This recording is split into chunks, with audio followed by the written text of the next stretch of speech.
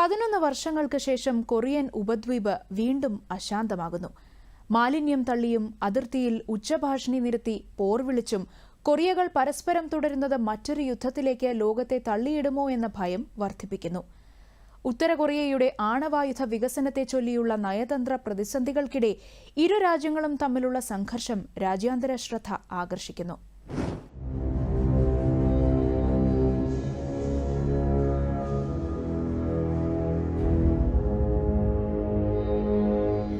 ലോകത്തെ ഏറ്റവും സംഘർഷഭരിതമായ മേഖലകളിലൊന്നാണ് കൊറിയൻ ഉപദ്വീപ്.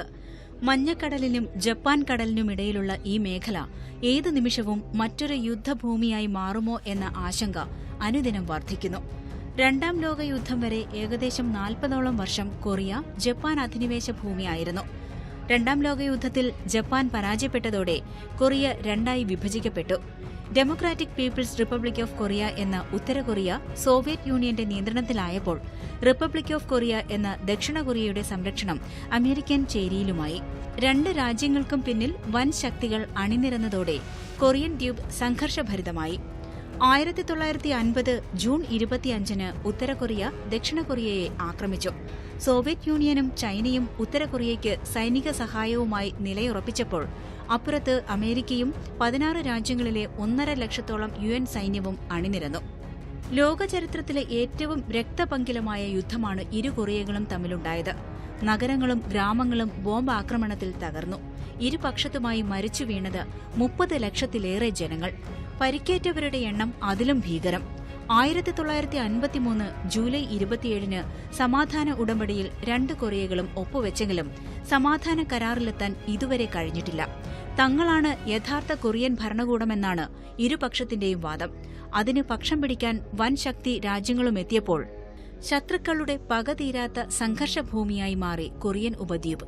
നേർക്കുനേർ സംഘർഷം അവസാനിച്ച പതിറ്റാണ്ടുകൾക്ക് ശേഷവും ഭൌമരാഷ്ട്രീയത്തിന്റെയും പ്രത്യയശാസ്ത്രത്തിന്റെയും പേരിൽ രണ്ട് കൊറിയകൾക്കുമിടയിൽ ശത്രുത ഇപ്പോഴും ശക്തമാണ്.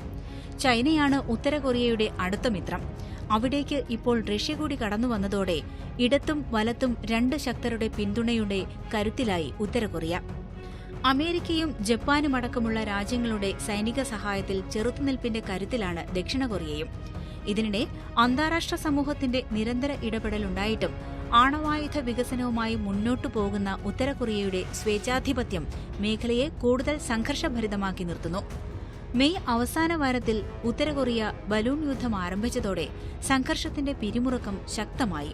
കൃത്യമായ ഇടവേളകളിൽ മാലിന്യ സഞ്ചി പൊട്ടാനുള്ള ടൈമറുകൾ ഘടിപ്പിച്ച 1000-ലേറെ ബലൂണുകളാണ് ഉത്തര കൊറിയ ദക്ഷിണ കൊറിയയിലേക്ക് പറത്തിവിട്ടത്. ദക്ഷിണ കൊറിയയുടെ 9 പ്രവിശ്യകളിലും മാലിന്യം പൊട്ടിച്ചിതറി എന്നാണ് റിപ്പോർട്ട്. കമ്പോസ്റ്റ് അടക്കം മനുഷ്യവിസർജ്യം വരെ മാലിന്യ ബലൂണിലുണ്ടായിരുന്നുവെന്നാണ് റിപ്പോർട്ട്. ഒരു രാജ്യവും ചിന്തിക്കാത്ത വൃത്തികെട്ട പ്രകോപനമാണ് ഉത്തര കൊറിയ സ്വീകരിക്കുന്നതെന്ന് ദക്ഷിണ കൊറിയൻ പ്രസിഡന്റ് യൂൻ സെക് യോളിന്റെ ഓഫീസ് പ്രസ്താവനയിൽ പ്രതികരിച്ചു. ഇരുപക്ഷവും വിദ്വേഷ പ്രക്ഷേപണങ്ങളും സൈനിക അഭ്യാസങ്ങളും ഉൾപ്പെടെയുള്ള ശത്രുതാപരമായ നീക്കങ്ങൾ അവസാനിപ്പിക്കാൻ 2018-ൽ ഒപ്പുവെച്ച സമാധാന കരാർ അവസാനിപ്പിക്കുമെന്ന് ദക്ഷിണ കൊറിയ മുന്നറിയിപ്പ് നൽകി. തൊട്ടു പിന്നാലെ ദക്ഷിണ കൊറിയ അതിർത്തിയിൽ ഉച്ചഭാഷിണികൾ നിരത്തി വിദ്വേഷ പ്രചരണവും ആരംഭിച്ചു. ഉത്തര കൊറിയയിലെ ഏകാധിപത്യത്തെയും കൊടിയ ദാരിദ്ര്യത്തെയും സംബന്ധിക്കുന്ന പ്രസംഗങ്ങൾ തുടരെ കേൾപ്പിച്ചു. ഉത്തര കൊറിയൻ ഭരണകൂടത്തെ വിറളി പിടിപ്പിക്കുന്നതും എന്നാൽ അവിടുത്തെ യുവാക്കളും മറ്റും കേൾക്കാൻ കൊതിക്കുന്നതുമായ ദക്ഷിണ കൊറിയൻ പോപ്പ് സംഗീതം ഉച്ചത്തിൽ കേൾപ്പിച്ചു.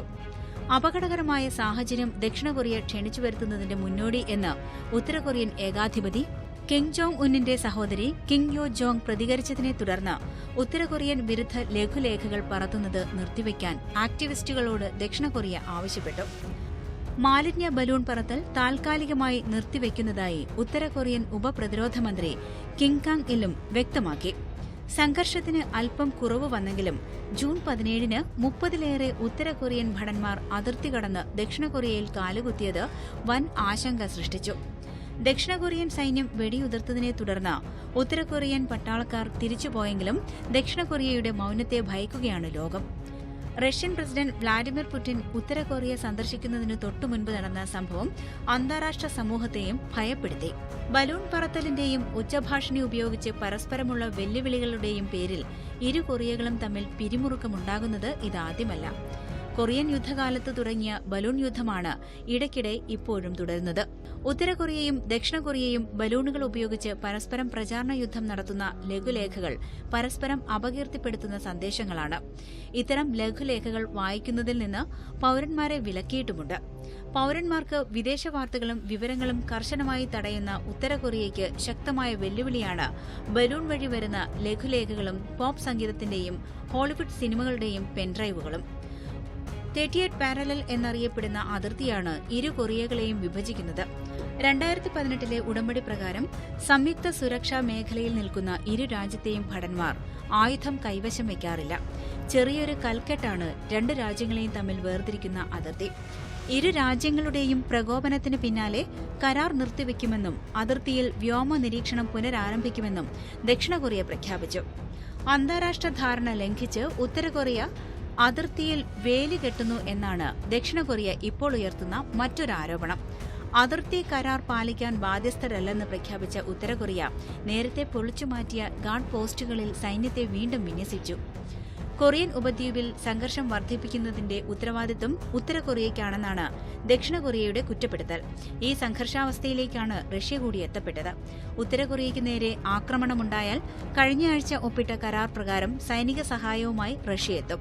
റഷ്യ കൂടി എത്തിയതോടെ കൊറിയൻ ഉപദ്വീപിലെ സംഘർഷത്തിനും സമാധാനത്തിനും തീപ്പൊരിയുടെ മാത്രം അകലമേയുള്ളൂ.